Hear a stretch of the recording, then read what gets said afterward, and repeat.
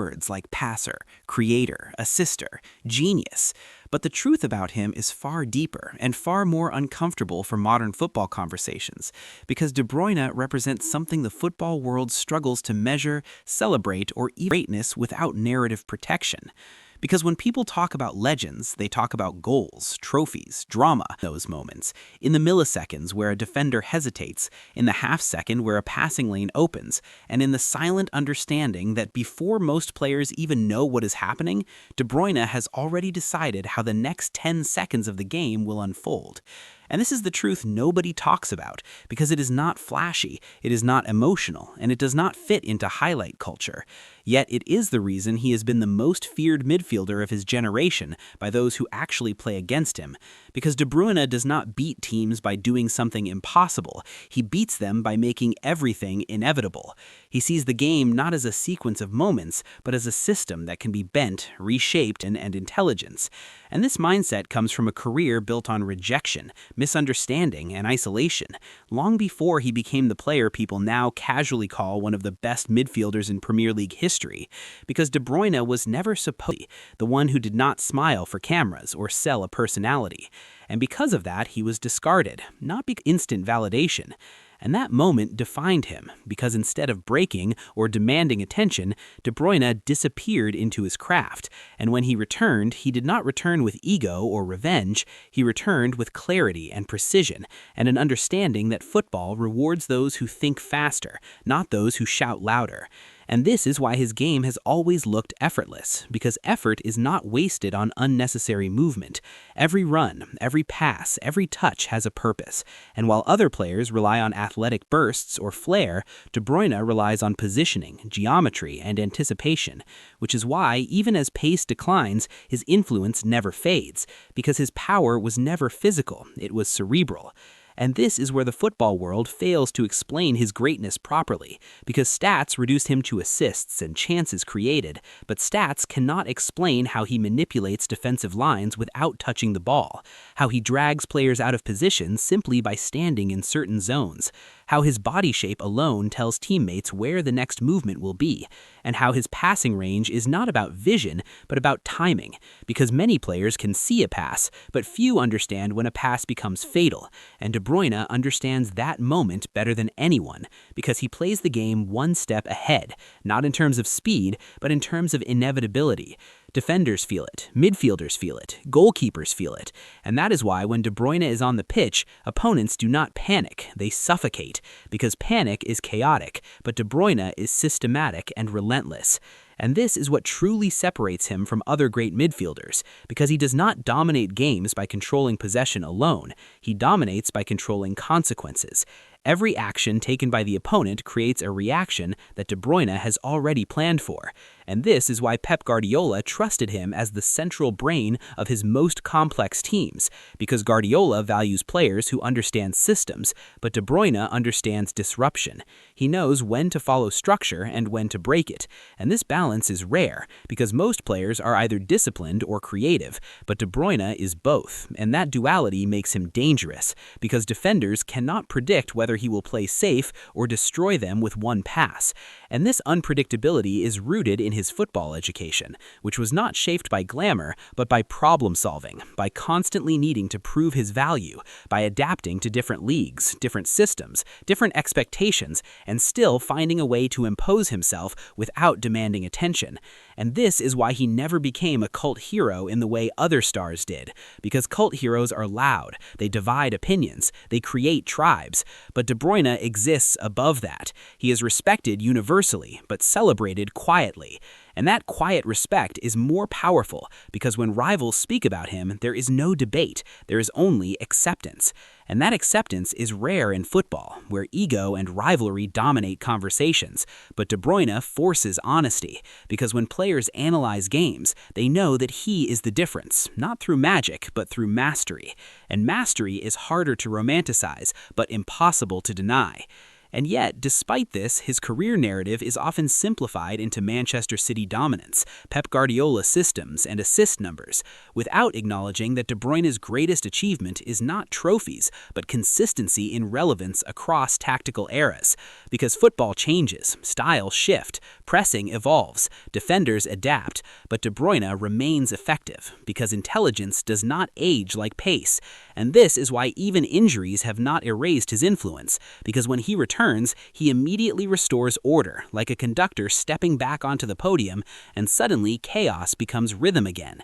And this is the truth nobody talks about, because it does not fit debates about individual awards or GOAT discussions, because De Bruyne does not seek to dominate conversations, he seeks to dominate spaces, and spaces win games, and games win seasons, and seasons define eras. And De Bruyne has quietly defined an era without demanding the spotlight, and when football history looks back, it will not remember him for one iconic goal or one viral moment, but for something far more rare, which is the feeling opponents had when he was on the pitch, that feeling of inevitability, that no matter how well you defended, no matter how organized you were, no matter how long you resisted, eventually Kevin De Bruyne would find the gap you forgot to protect too late. Because the truth about De Bruyne is not that he is a genius passer or an elite midfielder, but that he is a controller of outcomes, a manipulator of time and space, and a player who turned football into a problem that only he can system. You were watching the architecture of modern football unfold in real time. If Part 1 revealed how has quietly redefined what greatness even means in the modern game, because De Bruyne exists in a strange space where his influence is massive, yet his mythology remains unfinished, and that is because mythology requires drama, while De Bruyne thrives in clarity. And football history often favors chaos over precision.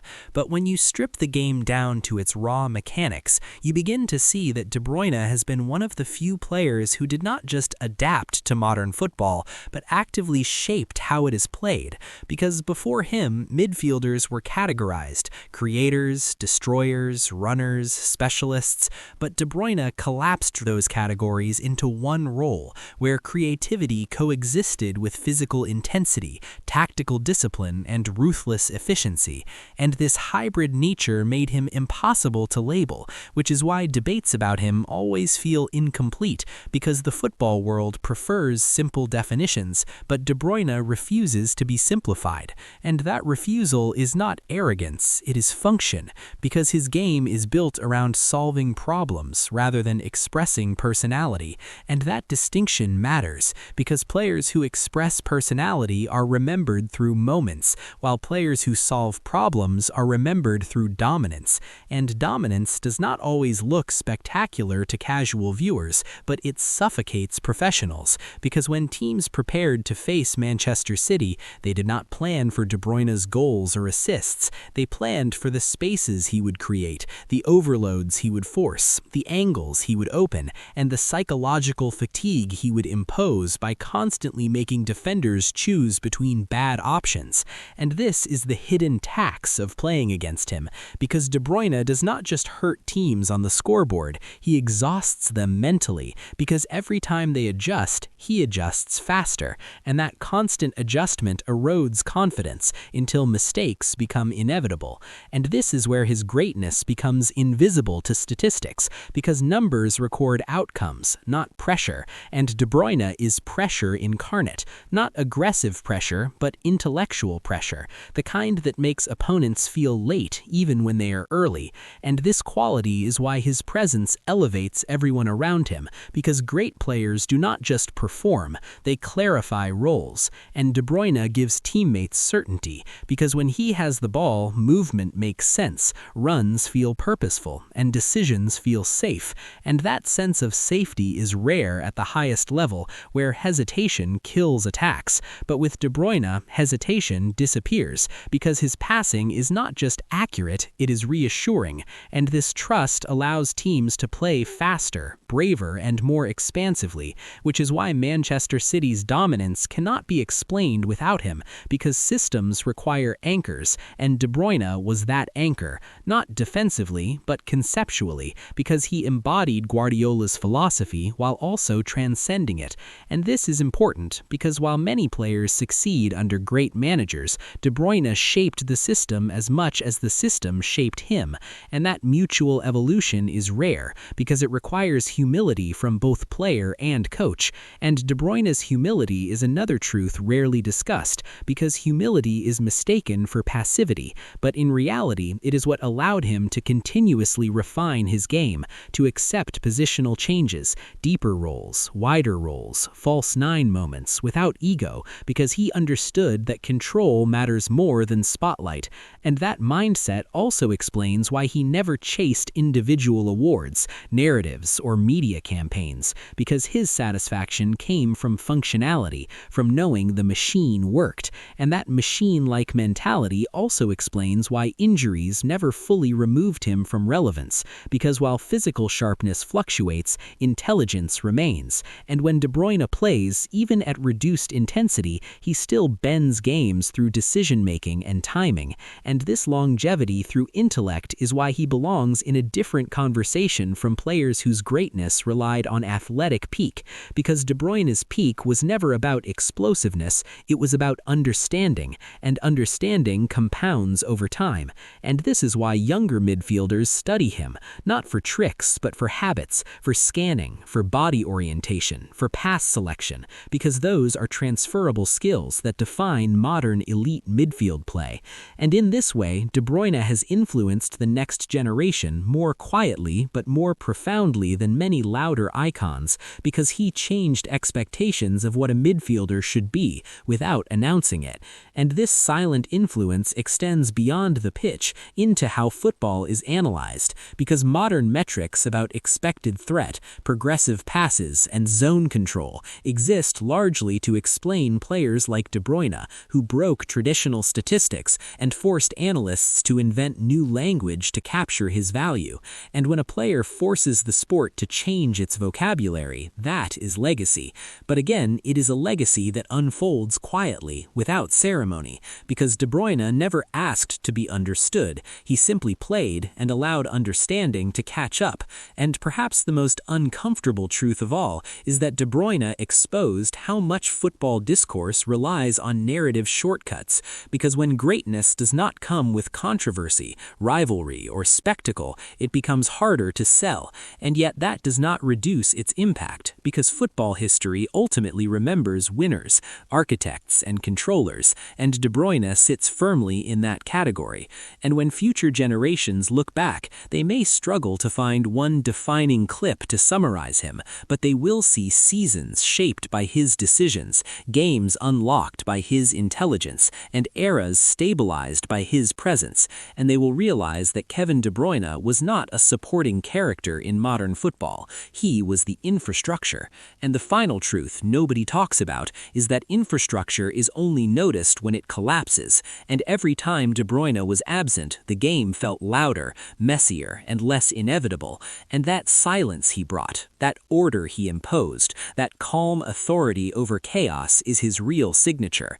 And once you recognize it, you understand that football without De Bruyne was never the same, and football after him will spend years trying to recreate something that cannot be copied, because it was not a skill set, it was a way of thinking. And that is why Kevin De Bruyne will never be replaced, only studied, remembered, and quietly respected as one of the most complete minds the game has ever produced. And when the noise finally fades and the debates move on and new names take the spotlight, the true weight of Kevin De Bruyne's career will begin to settle, because his greatness was never designed for instant applause, it was designed for endurance.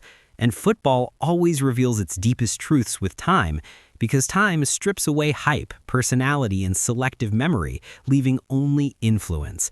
And when that influence is measured, De Bruyne stands taller than most because he did not just win matches, he stabilized eras. And that is a rare distinction, because many players shine during chaos, but very few create order. And order is harder to achieve than brilliance, because brilliance can appear in moments, while order must be maintained across seasons and pressure and expectation. And this is why De Bruyne became the quiet constant in a sport obsessed with change, because while tactics evolved and players rotated and narratives shifted, he remained the reference point, the one certainty that shaped preparation, fear, and respect. And this final truth explains why his legacy will never be debated in extremes, because extremes belong to players defined by spectacle, but De Bruyne belongs to players defined by necessity. Because once teams experienced football without him, they understood how much he mattered, and once teammates played alongside him, they understood how much easier the game became. And this invisible value is what separates historical greatness from temporary dominance, because history remembers those who change how the game feels, not just how it looks. And De Bruyne changed how football felt, because with him on the pitch, the game slowed for his team and accelerated for the opponent. And that imbalance is power. And power, when applied consistently, becomes authority. And authority is what De Bruyne exercised, not through leadership speeches or emotional displays, but through decision-making that guided every phase of play. And this authority extended beyond Manchester City, beyond trophies, and beyond individual accolades, because it reshaped expectations of intelligence in football. Because after De Bruyne, intelligence was no longer optional, it became essential. And this shift is his lasting fingerprint, because future midfielders will be judged not just on output, but on understanding, on spatial awareness, on timing and control. And that standard exists because he raised it. And yet he did so without demanding recognition, because his satisfaction came from mastery, not applause. And that humility may be the most powerful aspect of his legacy, because humility allowed growth, adaptation, and longevity. And longevity created influence, and influence created permanence. And permanence is the final measure of greatness. And when the next generation looks back, they will not ask how many assists he had in one season. They will ask why the game seemed different when he played, and why so many systems revolved around stopping one man, and why even then it rarely worked. And the answer will be simple and devastating, because Kevin De Bruyne did not play football to entertain. He played to control, and control is timeless. And when football speaks its final honest language, it will say that Kevin De Bruyne was not just one of the best midfielders of his era, he was one of the clearest minds the sport ever trusted to shape its future. And once you understand that, the way you see football changes forever. And that is the truth nobody talks about, and the reason this story matters long after the final whistle.